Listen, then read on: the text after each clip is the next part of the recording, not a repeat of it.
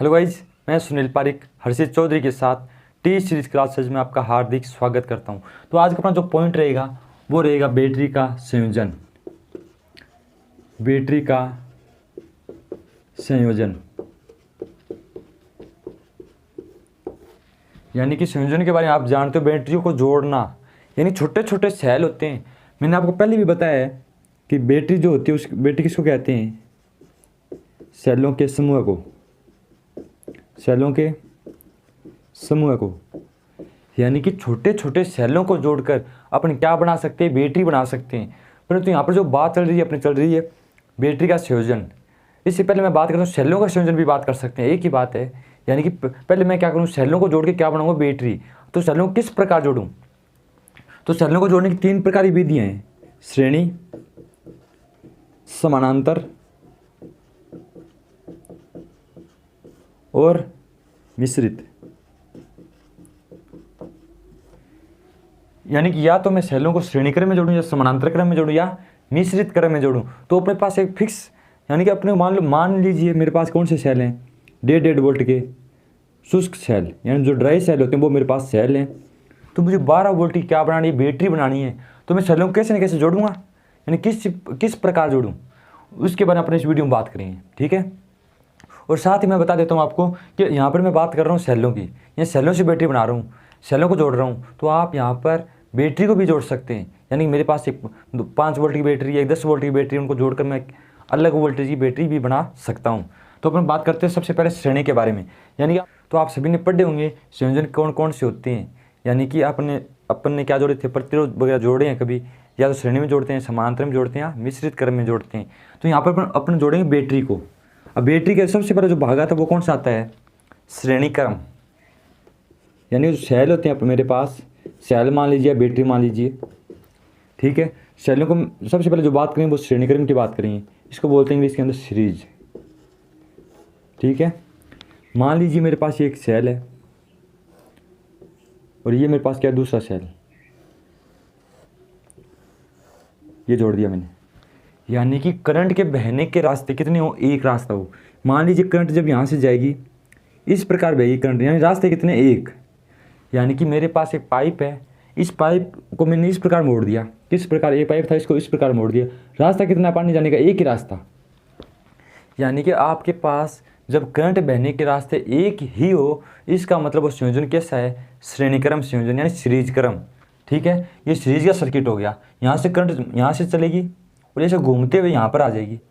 जितनी करंट यहाँ से जाएगी उतनी करंट किधर आ जाएगी? इधर वापस। यानी कि रास्ता कितना है? एक। तो ये क्रम कौन सा हो गया? श्रेणी क्रम। जब करंट बराबर बह रही है यहाँ पे, इसका मतलब ये हो गया यहाँ पे आई क्या है? सभी के अंदर बराबर है।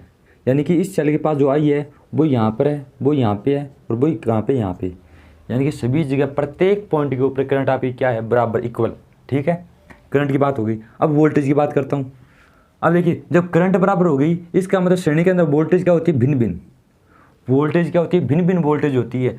मान लीजिए ये मेरे पास कितने वोल्ट का? 1.5 वोल्ट का सेल, और यहाँ पर भी कितने वोल्ट का? 1.5 वोल्ट का।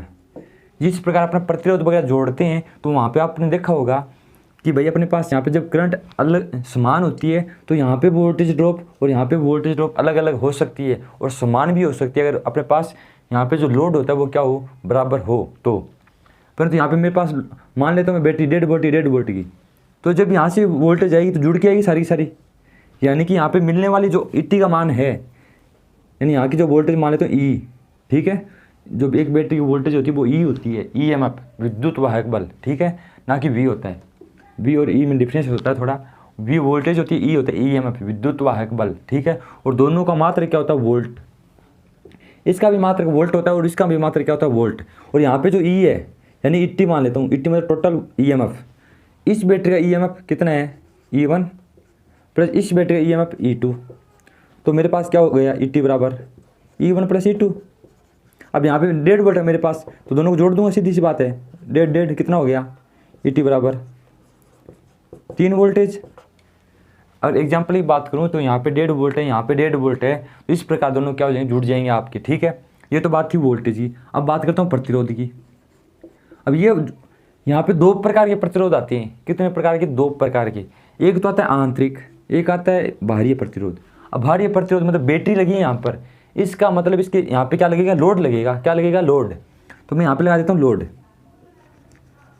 ये लीजिए लोड लगा दिया मैंने यहाँ पे, ठीक है। ये हो गया मेरे पास लोड।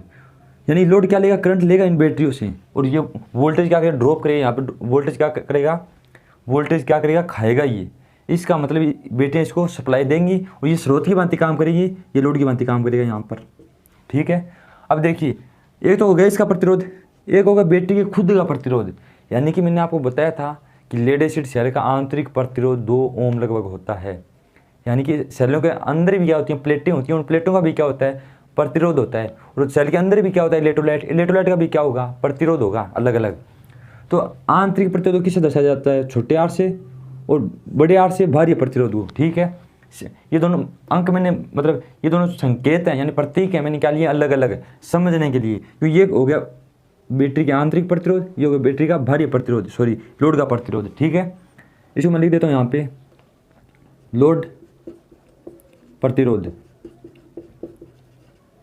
और इसको लिख देता हूँ बैटरी का आंतरिक प्रतिरोध, बैटरी का आंतरिक प्रतिरोध, ठीक है। अब देखिए, आपको पता है श्रेणी में अगर प्रतिरोध जुड़े हों, अब मेरे पास सीरीज क्रम में अगर प्रतिरोध जुड़े हो तो इसका मतलब जो आर टी आता है वो क्या आता है, अब निकालते हैं आर टी बराबर R1 + R2, ऐसे निकालते हैं। तो देखिए यहाँ पे R1 हो गया, मेरे पास 2 ही बैटरी थी, इसका R1 मान लिया मैंने, इसका R2 मान लिया। यानी कि इस बैटरी का जो प्रतिरोध है, इस बैटरी का जो प्रतिरोध, दोनों सीरीज में जुड़े हैं। इसका मतलब यहाँ पे आर टी क्या आएगा, R1 + R2। तो मैं यहाँ पे लिख देता हूँ आर टी बराबर R1 + R2, ठीक है। इन बैटरियों का प्रतिरोध मान लीजिए इसका प्रतिरोध कितना है, 1 ओम, इसका 2 ओम। तो यहाँ पे आर टी कितना आ गया, 1 + 2 = 3 ओम। अब बाह्य प्रतिरोध की बात करता हूँ। जो लोड का जो प्रतिरोध है वो फिक्स होता है, एक ही होगा। यानी कि यहाँ पे जो लोड लगेगा टोटल प्रतिरोध जांचा जाएगा। मान लीजिए मेरे पास अगर 10 बल्ब लगे हैं तो 10 बल्बों का प्रतिरोध यहाँ पे जोड़ के पहले मेरे को क्या करना पड़ेगा, निकालना पड़ेगा। ये लीजिए, पर लोड तो एक ही हो गया ये पूरा, इस बैटरी के लिए, इन बैटरियों के लिए पूरा लोड क्या हो गया, 1 हो गया। तो इसको पूरा आर से दर्शाएंगे। मान लीजिए आर पहले अपने को क्या करना पड़ेगा, निकालना पड़ेगा। जिस प्रकार अपने प्रतिरोध जोड़ते हैं उसी प्रकार यहाँ से निकाल लेंगे। तो यहाँ का जो आर है वो क्या है, आर, और बैटरी में आंतरिक प्रतिरोध क्या है, आर, ये छोटा, ठीक है। इस प्रकार अपन क्या निकाल सकते हैं, आर निकाल सकते हैं। अब बात आती है करंट की। अब करंट चाहिए मेरे को। अब करंट आई बराबर क्या होता है, ओम के नियम से क्या होता है, V/R। अब यहाँ पे V क्या है मेरे पास, E, यानी ET। तो मैं यहाँ पे E लिख लेता हूँ। अब ET मेरे को क्या पता, यहाँ पे 2 ही सेल जुड़े हों, सेल और भी तो हो सकते हैं। मतलब 2 सेल ने जोड़ के मैं यहाँ पे 10 जोड़ सकता हूँ, 20 जोड़ सकता हूँ। तो यहाँ पे मैं क्या लिख लेता हूँ, ET की जगह N तो हो गई सेलों की संख्या, और ये हो गया एक सेल का विद्युत वाहक बल। यानी कि मैंने यहाँ पे 2 सेल जोड़े तब 1.5 वोल्ट लिया।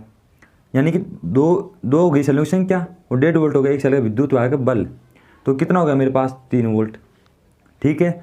अब मैं बात करता हूँ आर की। आर यहाँ पे मेरे पास एक तो ये आर है, एक ये आर है। यानी मेरे पास प्रतिरोध कितने, 2। एक तो लोड का प्रतिरोध, एक आंतरिक प्रतिरोध। कितने प्रतिरोध है मेरे पास, 2। तो मैं यहाँ पे दोनों जोड़ूंगा, R + R, ठीक है। अब ये आर क्या है, जो ये आर है मेरे पास वो तो बैटरियों का आंतरिक प्रतिरोध है। अब बैटरियों का आंतरिक प्रतिरोध क्या है मेरे पास, देखिए यहाँ पे जब प्रतिरोध आया था तो मैंने दोनों प्रतिरोध जोड़ा था, ठीक है। अब अलग अलग है, समान भी हो सकता है, जोड़ के लिखते हैं यहाँ पे अपन। पर तो अगर समान प्रतिरोध हुआ, बैटरियों का आंतरिक प्रतिरोध अगर समान हुआ, मान लीजिए मेरे पास 10 बैटरी है, प्रत्येक बैटरी का प्रतिरोध कितना है, 2 ओम आंतरिक। तो 10 बैटरी का कितना हो गया, 20 ओम। मैंने क्या किया यहाँ पे 2 × 10 कर लिया, तो कितना आ गया, 20 आ गया था मेरे पास। तो ऐसे भी तो जोड़ सकता हूँ, 10 बैटरियाँ प्रत्येक का 2 ओम है, ऐसे 10 बार लिख लेता हूँ, 2 + 2 + 4 4 8 9 और 10। तो ये भी कितना आएगा, 20 ओम। चाहे मैं ऐसे करूँ चाहे ऐसे करूँ, इस प्रकार करूँ मुझे टाइम लगेगा, तो मैं शॉर्ट में कर लेता हूँ 2 × 10। आसान तरीका कौन सा रहेगा, ये वाला, ठीक है। तो ये वाला जो तरीका है मेरे पास, इससे अगर मैं जोड़ूँ तो कितना आ गया, 20 ओम। यानी कि मैंने क्या किया यहाँ पे, सेलों की, एक सेल का प्रतिरोध R ले लिया, इंटू सेलों की क्या ले ली, संख्या R × N। तो मैं इस R की जगह क्या लिखूँगा, N × R, ठीक है। ये फॉर्मूला जो होता है वो किस में होता है, श्रेणी क्रम में। यानी श्रेणी क्रम में अगर मैं करंट निकालूँ तो मेरे पास फॉर्मूला क्या रहेगा, NER + NR, ठीक है।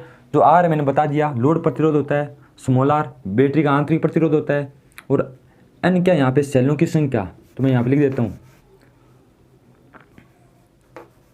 ये हो गया कैपिटल आर, ये स्मॉल आर, ये हो गया सेलों की संख्या, नंबर ऑफ सेल, ठीक है। और यहाँ पे ई क्या है, विद्युत वाहक बल प्रति सेल, प्रति सेल का मतलब एक सेल का विद्युत वाहक बल।